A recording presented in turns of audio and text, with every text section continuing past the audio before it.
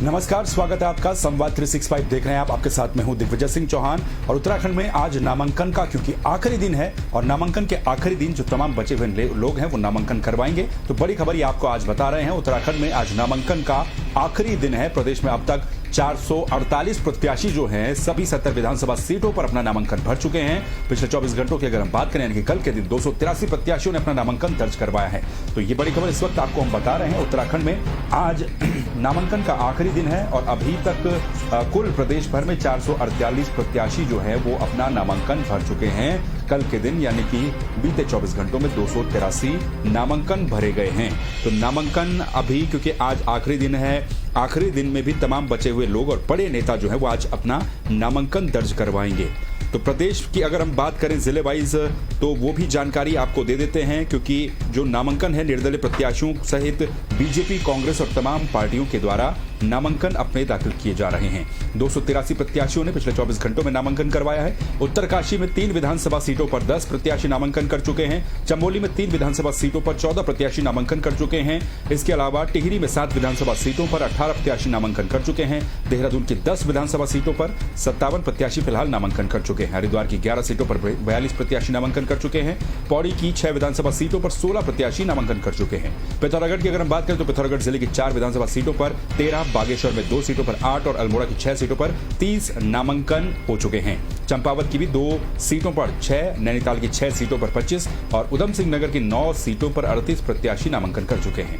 इनमें अभी तक 64 निर्दलीय प्रत्याशी भी हैं जो कि अपना नामांकन अपनी अपनी विधानसभा सीटों पर अभी तक करवा चुके हैं और आज 28 तारीख को नामांकन का आखिरी दिन भी है।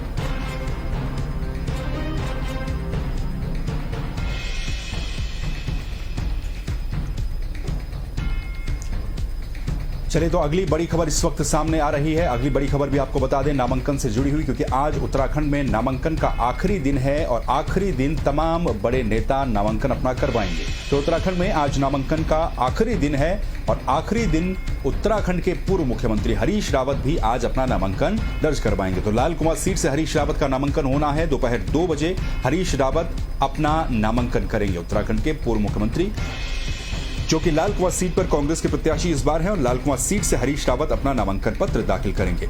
इससे पहले रामनगर सीट से उनके नाम का ऐलान किया गया था, लेकिन कांग्रेस में कुछ सीटों पर प्रत्याशियों को बदला गया था और अब हरीश रावत लाल कुआं सीट से चुनाव लड़ेंगे। कल वो लाल कुआं पहुंचे, जहां पर पहुंचते ही सबसे पहले हरीश रावत ने जो नाराजगी लाल कुआं सीट पर थी उसको दूर करने का काम किया और हरीश चंद्र दुर्गापाल, वहां के पूर्व विधायक, उनको हरीश रावत ने किसी तरह से मैनेज किया। वो भी हरीश रावत के साथ एक ही मंच पर नजर आए। इसके अलावा इससे पहले क्योंकि लाल कुआं की सीट पर संध्या डालाकोटी को टिकट दिया गया था, काफी विरोध इस सीट पर हो रहा था, लेकिन टिकट बदलने के बाद हरीश रावत के रामनगर जाने के बाद इस सीट पर जो बगावत है वो थमती हुई नजर आ रही है। हरीश रावत के समर्थन में हरीश चंद्र दुर्गापाल भी खड़े हुए हैं और अब हरीश रावत आज क्योंकि इस सीट से लाल कुआं विधानसभा सीट से दोपहर 2 बजे अपना नामांकन पत्र दाखिल करेंगे। तो आज उत्तराखंड में नामांकन का आखिरी दिन है और आखिरी दिन हरीश रावत, उत्तराखंड के पूर्व मुख्यमंत्री, कांग्रेस कैंपेनिंग कमेटी के चेयरमैन, अपना नामांकन जो है वो लाल कुआं सीट से दाखिल आज करने वाले हैं।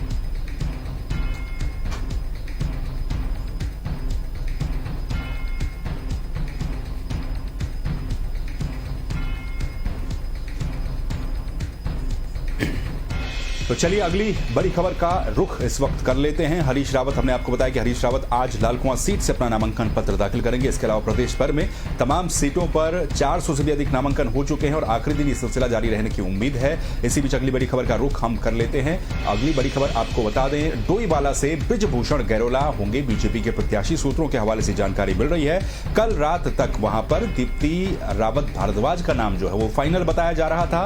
बीजेपी की तरफ से एक पोस्ट भी किया गया था, हालांकि ऑफिशियली अनाउंसमेंट नहीं किया गया था, लेकिन वर्चुअल जनसभा से संबंधित पोस्ट किया गया था। उस पोस्ट में अध्यक्षता के रूप में दीप्ति रावत भारद्वाज का नाम वहां पर लिखा गया था, लेकिन अब खबर यह आ रही है कि आज बृजभूषण गैरोला का नाम यहां से लगभग फाइनल हो चुका है। हालांकि अनाउंसमेंट इसकी भी अभी तक नहीं की गई, सस्पेंस लगातार बनाकर रखा गया है बीजेपी की तरफ से। डोईवाला सीट पर तमाम सीटों की अगर बात करें तो कांग्रेस के सभी सीटों पर कैंडिडेट तैयार हो चुके हैं। कल रात को ही कांग्रेस की तरफ से टिहरी सीट के लिए भी प्रत्याशी के नाम का ऐलान कर दिया गया, जिसमें कि कल ही वहां से विधायक जो धन सिंह नेगी है वो कांग्रेस में शामिल हुए थे और उन्हें वहां से प्रत्याशी बनाया गया। लेकिन डोईवाला सीट पर अभी भी सस्पेंस बीजेपी की तरफ से छोड़ा गया है। डोईवाला से अब बृजभूषण गैरोला जो हैं वो बीजेपी के प्रत्याशी हो सकते हैं, पूर्व राज्य मंत्री भी रहे हैं। कल रात तक दीप्ति रावत का नाम वहां से फाइनल बताया जा रहा था और यहां तक कहा जा रहा था कि उन्हें सिंबल भी दे दिया गया, लेकिन अब बृजभूषण गैरोला का नाम यहां से सामने आ रहा है। हालांकि ऑफिशियली अभी तक किसी भी तरह का कोई अनाउंसमेंट बीजेपी की तरफ से इस पर नहीं किया गया, लेकिन ये लगभग तय माना जा रहा है कि अब बृजभूषण गैरोला जो है वो डोईवाला विधानसभा सीट से बीजेपी के प्रत्याशी हो सकते हैं। टिहरी की अगर हम बात करें तो वहां पर भी अनाउंसमेंट नहीं किया गया, लेकिन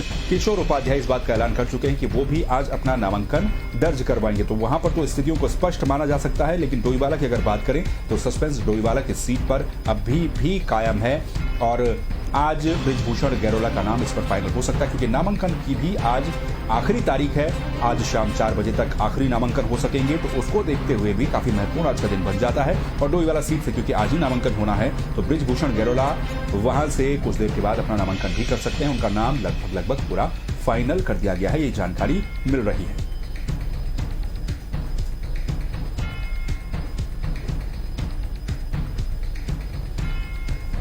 तो चलिए इसी बीच एक और खबर से आपको रूबरू करवा देते हैं, क्योंकि उत्तराखंड में विधानसभा के चुनाव होने हैं और 2022 के इस विधानसभा चुनाव के लिए अब क्योंकि नामांकन का दिन आज खत्म हो जाएगा तो स्टार प्रचारकों का आना भी शुरू हो जाएगा। इसी बीच एक और बड़ी खबर से आपको रूबरू करवा देते हैं। उत्तराखंड दौरे पर आज गृह मंत्री अमित शाह रहेंगे।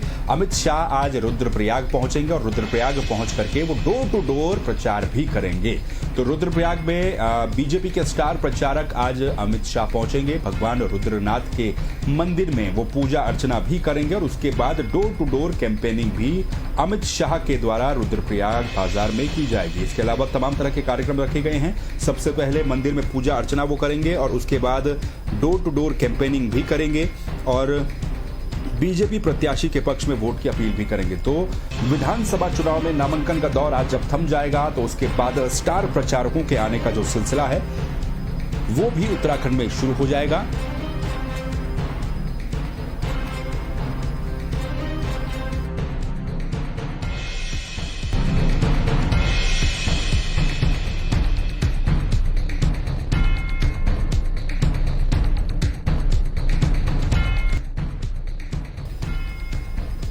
तो आज नामांकन का आखिरी दिन है और आखिरी दिन नामांकन होने के बाद स्टार प्रचारकों के आने का सिलसिला शुरू हो जाएगा। इसी बीच ये बड़ी खबर आपको बता रहे हैं, अमित शाह आज उत्तराखंड आएंगे, रुद्रप्रयाग वो आएंगे। रुद्रप्रयाग में भगवान रुद्रनाथ के मंदिर में दर्शन करके डोर टू डोर प्रचार प्रसार भी वो करेंगे। फोन लाइन पर इस वक्त ज्यादा जानकारी के साथ हमारे संवाददाता कुलदीप राणा इस वक्त जुड़ चुके हैं। कुलदीप, क्योंकि आज नामांकन का भी आखिरी दिन है, ऐसे में जो स्टार प्रचारक उनकी शुरुआत भी रुद्रप्रयाग से हो रही है। गृह मंत्री अमित शाह का दौरा है, क्या कुछ फिलहाल जानकारियां आपके पास है? दिग्विजय, आज गृह मंत्री अमित शाह का रुद्रप्रयाग दौरा है और दौरे को लेकर पहले ही सारी तैयारियां कर दी गई थी। सेंटर से पहले ही उनके सुरक्षा को लेकर ताकतबंद इंतजाम किए जा चुके हैं। लेकिन आज जो उनका कार्यक्रम है, पहले तो वो डोर टू डोर संपर्क करेंगे। रुद्रप्रयाग मुख्य बाजार में उनका डोर टू डोर संपर्क है, प्रचार अभियान चलाएंगे वो भरत सिंह चौधरी के पक्ष में। और इसके अलावा उनकी 12 बजे पूर्व सैनिकों के साथ एक बैठक भी है और उसके बाद वो उनका दोपहर का भोजन होगा 1 बजे से 1 से 2 बजे। और उसके साथ ही उसके बाद जो द्वितीय बैठक भोजन की बात होगी वो महिला समूह के साथ 2 बजे से उनकी बैठक चलेगी। और उसके साथ ही जो अनुसूचित जाति समाज के साथ में उनकी एक बैठक वहां पर रखी गई है। अर्ध सैनिक बल के जो अवकाश प्राप्त सैनिक हैं उनके साथ उनकी बैठक वहां पर रखी गई है। इसके अलावा महिला जो समूह है, जो महिला स्वयं सहायता समूह है उनके साथ है। और साथ ही जो कर्मचारी शिक्षा क्षेत्र से जुड़ी महिलाएं हैं, उद्यमी हैं, स्वरोजगार हैं, जो एनजीओ से जुड़ी महिलाएं हैं, उनके साथ भी एक बैठक यहाँ पे रखी गई है। और वो बैठक में महिलाओं को संबोधित करेंगे और उसके साथ जो भाजपा की रीति नीति है उनका व्यापक तौर पे प्रचार अभियान चलाएंगे। जी कुलदीप, क्योंकि केदारनाथ एक ड्रीम प्रोजेक्ट के तौर पर भी बीजेपी की तरफ से प्रमोट किया जाता है और रुद्रप्रयाग जिले में ही अमित शाह का आना क्या लगता है, क्योंकि वहां पर केदारनाथ विधानसभा और रुद्रप्रयाग विधानसभा दोनों ही विधानसभाएं हैं, तो अमित शाह का जो कार्यक्रम है क्या सिर्फ रुद्रप्रयाग विधानसभा के लिए भी है या फिर केदारनाथ और आसपास की सीटों पर इसका असर पड़ सकता है? निश्चित तौर पे देखिए, जिस तरीके से अमित शाह एक बड़े चेहरे हैं और राष्ट्रीय लेवल के चेहरे हैं और उनका एक रुद्रप्रयाग जैसी छोटे जनपद में आना ये स्वाभाविक है कि उसके आसपास के जितने भी सीटें होंगी उन पे इसका असर पड़ेगा। और रुद्रप्रयाग में न केवल केदारनाथ, क्योंकि केदारनाथ धाम में तो ड्रीम प्रोजेक्ट के रूप में काम किया ही है, तो वहां पे क्योंकि देश दुनिया के सामने एक बड़ा संदेश गया है कि जिस तरीके से लगातार प्रधानमंत्री के केदारनाथ में दौरे रहे हैं, जो वहां पे काम हुए हैं, उसका असर तो पड़ेगा, उसकी चर्चा भी रहेगी। लेकिन उसके अलावा जो यहाँ पे चाहे रेलवे का कार्य हो, चाहे ऑल वेदर का कार्य हो, इन मुद्दों को भी वो यहाँ पे भुनाने की कोशिश करेंगे। और मुझे लगता है कि निश्चित तौर पे जो आसपास के न केवल रुद्रप्रयाग जिले में बल्कि चमोली जिले में, पौड़ी जिले में, श्रीनगर विधानसभा इससे जुड़ी हुई जो आसपास की विधानसभाएं हैं, इससे इसका असर देखने को मिलेगा। बिल्कुल, इसका असर साफ तौर पर देखने को मिलेगा। बहुत बहुत शुक्रिया कुलदीप इस जानकारी के लिए। अपडेट हम आपसे लेते रहेंगे। तो कुलदीप राणा जानकारी दे रहे थे अमित शाह के दौरे को लेकर, क्या कुछ वहां पर तैयारियां की जा रही हैं अमित शाह के दौरे को लेकर के। रुद्रनाथ मंदिर के दर्शन करेंगे और उसके बाद door to door campaigning Amit Shah के द्वारा रुद्रप्रयाग विधानसभा में की जाएगी। बीजेपी प्रत्याशी के लिए वोट मांगे जाएगा और लिहाजा क्योंकि छोटा जिला है, 2 विधानसभाएं हैं, इसका असर आसपास की जो विधानसभाएं हैं उन पर भी पड़ने की उम्मीद है। आसपास की विधानसभाओं को भी बीजेपी के द्वारा यहां पर कवर किया जा सकता है। तो उत्तराखंड की ये तमाम बड़ी खबरें इस वक्त तक थी। आगे भी उत्तराखंड की तमाम बड़ी खबरें आप तक पहुंचाते रहेंगे। फिलहाल के लिए मुझे दीजिए इजाजत। नमस्कार।